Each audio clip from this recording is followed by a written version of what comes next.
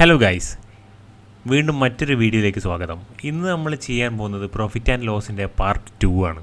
Part 1 നിങ്ങളെല്ലാവരും കണ്ടതാണ്. വെറും 10 സെക്കൻഡോടെ നമ്മൾ പ്രോബ്ലം ചെയ്തത്. അപ്പോൾ കുറച്ചും കൂടി ക്ലിയർ ആയിട്ട് ഞാൻ ഈ വീഡിയോയിൽ എക്സ്പ്ലെയിൻ ചെയ്യാൻ പോകുന്നത് എങ്ങനെയാണ് ഈ പ്രോഫിറ്റ് ആൻഡ് ലോസിൻ്റെ എല്ലാ പ്രോബ്ലം ഒരു 12 സെക്കൻഡ് കൊണ്ട് ഉള്ളിൽ ചെയ്തു തീർക്കാൻ പറ്റുക എന്നുള്ളത്. പ്രോഫിറ്റ് ആൻഡ് ലോസ് ഇല്ലാത്ത ഒരു എക്സാം ഉണ്ടാവില്ല. എല്ലാ ചോദ്യത്തിലും 1-2 ചോദ്യം പ്രോഫിറ്റ് ആൻഡ് ലോസിൽ ഉണ്ടാവും. ഒന്നാമത്തെ ചോദ്യം നോക്കാം.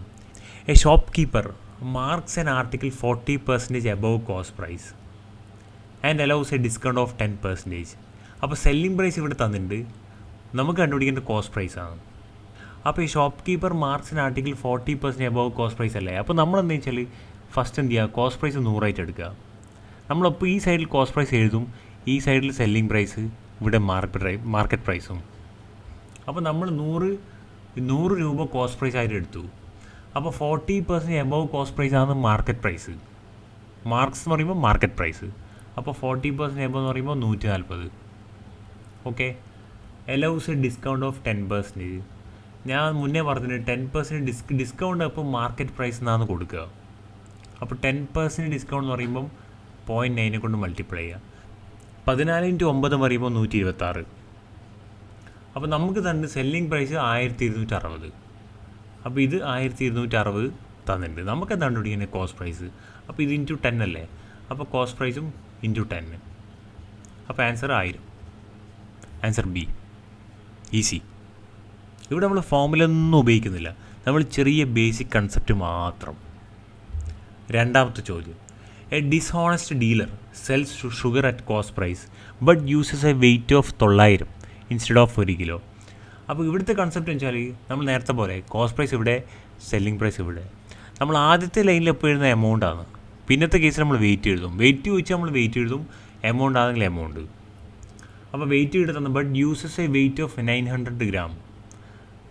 അപ്പോൾ 900 ഗ്രാം ഇടുക ഇൻസ്റ്റെഡ് ഓഫ് 1000. ഇതാണ് സെല്ലിംഗ് പ്രൈസ്. സെല്ലിംഗ് പ്രൈസ് ഇതാണ് യൂസ് ചെയ്തത്. അപ്പോൾ ഈ സൈഡിൽ ഇവിടെ നേരെ 1/, ആണ്. അതിൻ്റെ ഉൾട്ടയാണ് നമ്മൾ എടുക്കേണ്ടത്. അപ്പോൾ എന്താ, ഈ സെല്ലിംഗ് പ്രൈസ് എത്രയായി? 1000. Cost price 900. നമുക്കെന്താ വെച്ചാൽ പ്രോഫിറ്റ് പെർസെൻറ്റേജ്. പ്രോഫിറ്റ് പെർസെൻറ്റേജ് പറയുമ്പോൾ ഇതിൻ്റെ difference divide by cost price into 100. നമുക്കൊരു 1/9 എന്ന് പറയുമ്പോൾ 11.11 ആണ്. അപ്പോൾ ആൻസർ ബി. മൂന്നാമത്തെ ചോദ്യം. A trader sells 2 article for 1200 each. ഇത് നമ്മൾ ശ്രദ്ധിക്കേണ്ടത് വെച്ചാൽ സെൽസ് എന്നാണ്. Sells 2 article for 1200 each. അപ്പോൾ സെല്ലിംഗ് പ്രൈസ് എന്ത് ചെയ്യുക, സെയിം ആണ്. സെല്ലിംഗ് പ്രൈസ് രണ്ടിനും same. One he gains 20%, other he loses 20%. Overall പ്രോഫിറ്റാണ് കണ്ടുപിടിക്കേണ്ടത്. അപ്പോൾ ഈ കേസിൽ കോസ്റ്റ് പ്രൈസ് ഇവിടെ നമ്മൾ നേരത്തെ പറഞ്ഞ പോലെ ഇത് സെല്ലിംഗ് പ്രൈസ്. ഇതിപ്പോൾ കോസ്റ്റ് പ്രൈസ് 100 എടുത്തു. ആദ്യത്തേൽ ഹീ ഗെയിൻസ് 20%, അപ്പോൾ 120. രണ്ടാമത്തേലോ ഹീ ലൂസസ് 20%, അപ്പോൾ 80. അപ്പോൾ ഇതെല്ലാം ക്യാൻസൽ ചെയ്യാം.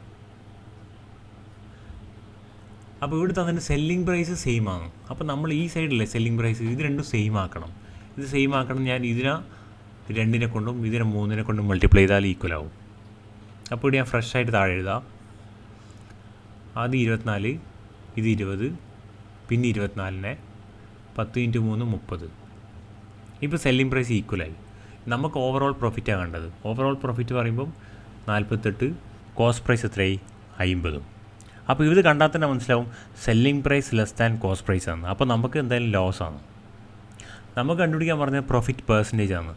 പ്രോഫിറ്റ് പെർസെൻറ്റേജ് പറയുമ്പം selling price minus cost price. അപ്പോൾ 2 divide by cost price 50 into 100. അപ്പോൾ ഇത് 2, അപ്പോൾ 4% ലോസ്. Answer B. നമുക്ക് ഈ 1200 ആവശ്യം പോലും ഇല്ല. ഇത് നമ്മൾ ഉപയോഗിച്ച് ചെയ്യുകയാണെങ്കിൽ കുറേ ടൈം എടുക്കും. നമ്മൾ ഡയറക്റ്റ് മെത്തേഡ് ആകുമ്പോൾ എളുപ്പത്തിൽ ഉത്തരം കിട്ടി. നാലാമത്തെ ചോദ്യം. A shop keeper gives 2 successive discount of 20% and 30% on a shirt market 2500. Market price പ്രത്യേകം തന്നിട്ടുണ്ട്. നമുക്ക് കണ്ടുപിടിക്കുക സെല്ലിംഗ് പ്രൈസാണ്. അപ്പോൾ മാർക്കറ്റ് പ്രൈസ് 2500 എടുക്കുന്നതിന് പകരം ഞാൻ എന്ത് ചെയ്യുക, ജസ്റ്റ് മാർക്കറ്റ് പ്രൈസ് 100 എടുക്കുന്നത് ആദ്യം. അപ്പോൾ ആദ്യത്തെ ഡിസ്കൗണ്ട് 20%. അപ്പോൾ നമ്മൾ 0.8 കൊണ്ട് മൾട്ടിപ്ലൈ ചെയ്യുക. അതെങ്ങനെ വെച്ചാൽ 100 - 20/100. ഈ സ്റ്റെപ്പ് നമ്മൾ ഒറ്റയടിക്ക് ചെയ്യുന്നതാണ്. അങ്ങനെയാണ് ഈ 0.8 കിട്ടുന്നത്. അപ്പോൾ 100 ഇൻറ്റു 0.8 പറയുമ്പോൾ 80. പിന്നെ 10% ഡിസ്കൗണ്ട്, അപ്പോൾ 0.9 കൊണ്ട് മൾട്ടിപ്ലൈ ചെയ്യണം. 9 ഇൻറ്റു 80 അപ്പോൾ 72. നമുക്ക് സെല്ലിംഗ് പ്രൈസ് കണ്ടുപിടിക്കണം. Market price 2500. അപ്പോൾ ഇതല്ലേ മാർക്കറ്റ് പ്രൈസ് ഞാൻ എടുത്തത്. അപ്പോൾ 100 പാർട്ടിൻ്റെ വാല്യൂ 2500 ചോദിച്ചു തന്നിട്ടുണ്ട്. അത് നമുക്ക് ഒരു പാർട്ട് എന്ന് പറയുമ്പോൾ 25. നമുക്ക് എത്ര കണ്ടുപിടിക്കേണ്ടത്? 72 പാർട്ട്. അതായത് ഇത് 72 പാർട്ട് 25 ഇൻറ്റു 72. അപ്പോൾ 25 നമുക്ക് 1/4 ആക്കി എടുക്കാം. അതായത് 100/4. ജസ്റ്റ് ബൈ 4 ചെയ്താൽ 18, 1800. അപ്പോൾ ആൻസർ ബി. 5ാമത്തെ ചോദ്യം. By selling an article for 540 a man gains 20%. At what price should he sell it to gain 35%? അപ്പോൾ നമുക്ക് ഓൾറെഡി സെല്ലിംഗ് പ്രൈസ് 540 തന്നിട്ടുണ്ട്. 540. നമുക്ക് കോസ്റ്റ് പ്രൈസാണ് കണ്ടുപിടിക്കണ്ടേ. കോസ്റ്റ് പ്രൈസ് എങ്ങനെ കിട്ടുക? 540 ഡിവൈഡ് ബൈ 1.2.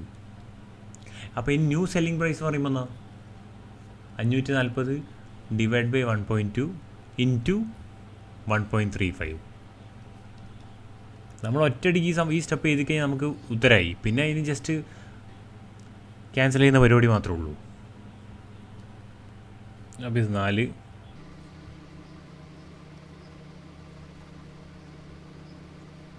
അപ്പോൾ 5,